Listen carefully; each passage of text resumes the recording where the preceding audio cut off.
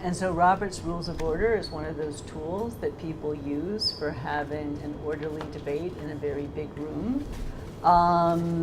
Did some of you get these materials ahead of time in the quiz and you read some of it? I just saw mine yesterday. Okay. Well, That's good. okay. So if you pre-register, you get a little mailing ahead of time. But that's okay. So some of you have read it and some haven't. We're going to work with it as it is. So how many of you have seen Robert's Rules of Order in action at a NYSNA convention voting body or any other kind of, church meeting, community meeting, community board? You're laughing for this. political? No, because most people don't Right. participate in those kind of arenas. It's Right. very, very foreign. So where have you seen it? At convention. At convention and being a delegate to Albany, but like when it has a different structure, Mm-hmm. they use Robert's rules. Okay. So. Great. So one of the reasons we are having this training is to help familiarize every delegate with the basics of the operating rules for a debate in the big room. And to help you feel comfortable getting up to that mic in that big room and being part of the debate, right? So, so this is very important, that it not be something that just a couple of people at the front of the room know everything about and you know nothing about, right? Because that doesn't go well. And but Robert's Rules of Order is not a god or a king or whatever. It is a tool. And our goal is a democratic union. So we want to put this whole thing in that context. So the philosophy of what makes a democratic union is features like that formal structures are transparent. You know how to get things done in the organization, you know who the leaders are, you know who your contact is in your unit, in your hospital, at the state level. The decision makers are elected by the members, which has been true of the board and now is true of all the convention delegates, so that's a huge step forward. That members can participate and raise issues as needed, that there are avenues in to bring an issue forward, that the rules are clear, which is what this part of the training is going to be about, and that the union does what members care about. You could have formal democracy, elected leaders, and everything squared away, but if the union is on this topic and all the members are going crazy about safe staffing and the union's deciding to focus on something else, then there's something wrong. There's a disconnect there. So a democratic union starts right on the units. It's about having power over things that matter. So our job issues, grievances, and contract terms being dealt with well, then people feel connected to the union, and then the other kinds of democracy can flow from that really strong foundation. So I think where we're at now is trying to build up into that big meeting from the experience of NYSNA being alive and kicking in the units and in the hospitals. So, what the heck are Robert's Rules of Order? Very confusing. They are. So one of the good things about the readings is there's one essay that's, and these are from a Labor Notes book, and which is Democracy is Power. So the first essay talks about some of the principles behind union democracy and rules. And then the second essay talks about, is an example of simplified rules of order, and which basically pulls out some of the most essential elements of Robert's rules that we use and talks about what is behind each of these rules and why do they make sense and why do they help a union be democratic. So those are good reference points. And then we have the cheat sheet. The most important See if you piece. can get to the chart. Basic. This sorry. will help you. And we are still looking for more resources, YouTube videos and other things that can help people become more and more familiar with Robert's rules. But today we're going to use the cheat sheet. So I just want you to take a few minutes and read down this chart and check off any of the ones that you think might be important that you'll want to know or have questions about, and then we'll take it from there. So I'm going to give you a few minutes to look at this. And then just put a check mark by some of the ones you think might be important, or a question mark by the ones where you have questions about. It's like learning a new language a little bit, right?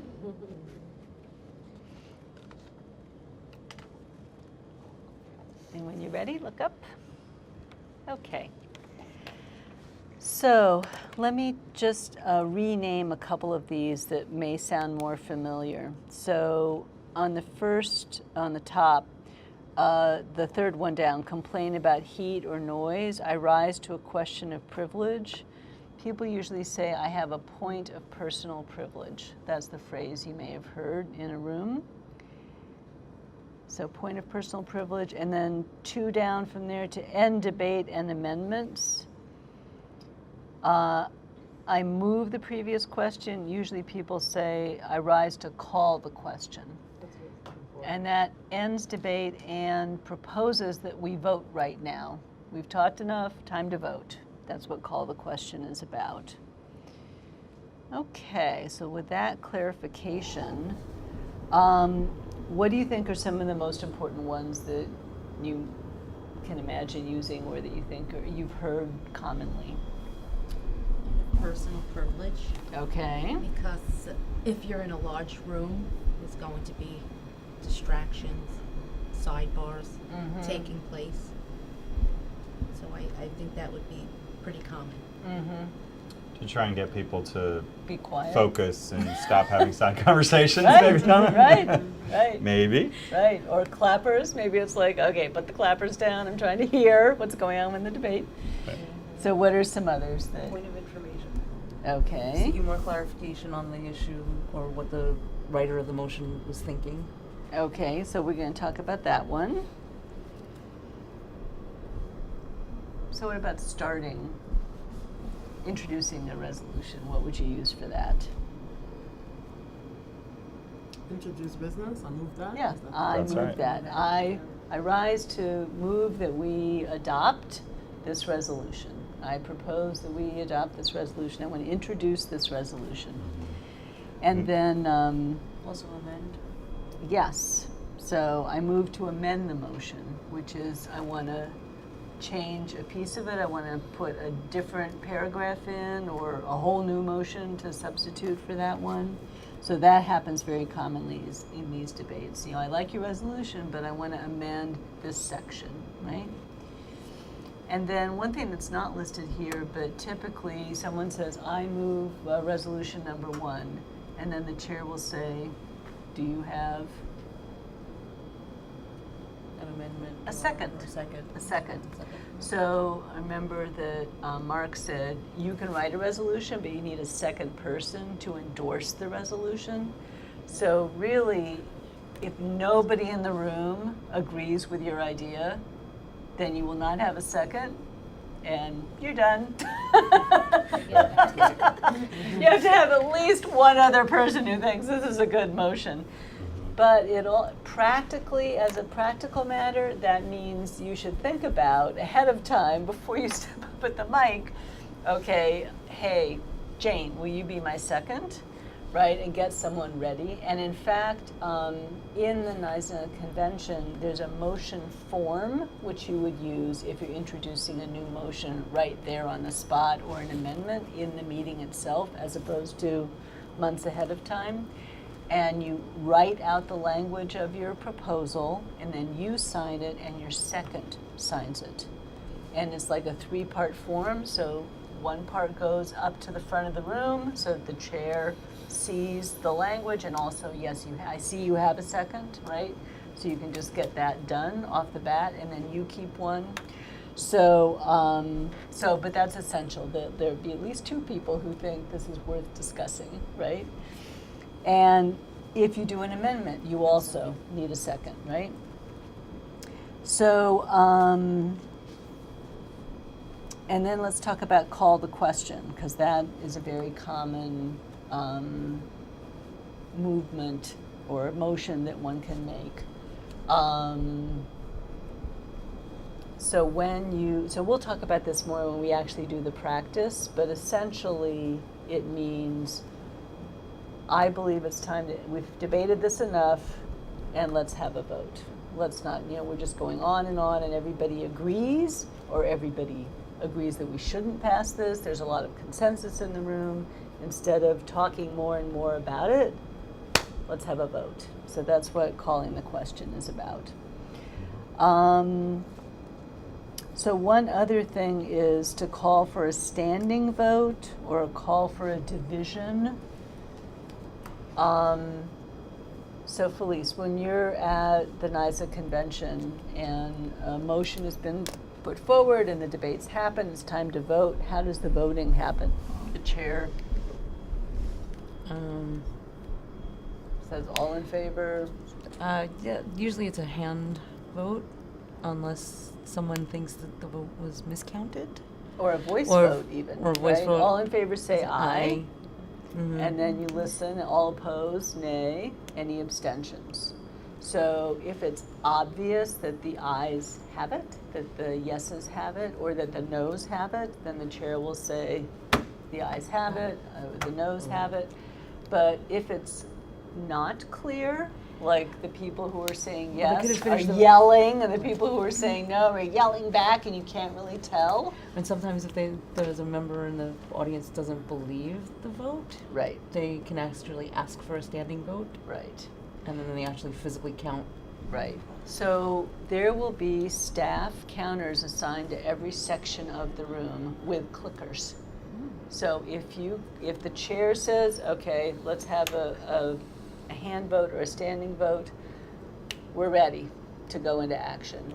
And so everyone who says yes, please stand up, and the people count the people in their section, and they write down the total. Okay, sit down. Everybody who's a no, stand up. They click it, they count it, they write it down. On the abstentions, stand up, write it down. And then these sheets of paper from like 10 different counters go to the front of the room. Someone adds up the math, and then they announce the result. So that's, so every vote counts in our organization. I can't say for our government, but every vote counts in the NYSNA convention. You should do one, like, when they have all those, like, shows. Oh, I know, Oh, you an mean- electronic one. Exactly, so We'll fun, get but there. it's The faster. polling Someday poll. we'll get there. The polling app. I don't think we're gonna get there this It's a time. polling app. Yeah, we're not there yet. But They're close. so I just wanted to say about this particular one, the calling for a division or a standing vote. Any member can request that on any vote. You don't need a second. But I want you to think about it, because while you have the right, you also have a very strong responsibility that goes with that right to use it, to use it responsibly. Because if you've ever tried to count a vote among 800 people who are standing up, it takes a long time. And so if it's clear that the ayes have it and you're calling for a standing vote just out of you're angry about it or you're frustrated about it or you don't agree with the vote, people aren't going to be very happy. It's not very respectful of the process. And so it's your right to do that, but you need to use that right responsibly. So I just wanted to point out that while you can always call that, it slows the process down, and it can, it's something that really you should only think about doing when you're really not sure that the vote was counted properly or whether the ayes have it. Don't do it just because you're frustrated. I'm just saying, I've seen it. It will take time. Yeah. It takes a lot of It'll time. take And you the might not get to longer. everything on the agenda. Right. And it can delay the process. And when the convention's over, everyone goes home. It's not like you can say, oh, let's stay another day and finish the business. That ain't How long happening. will that Which is be how until- they've had to So, table other discussions because they've run out of time Right. in the past. They have.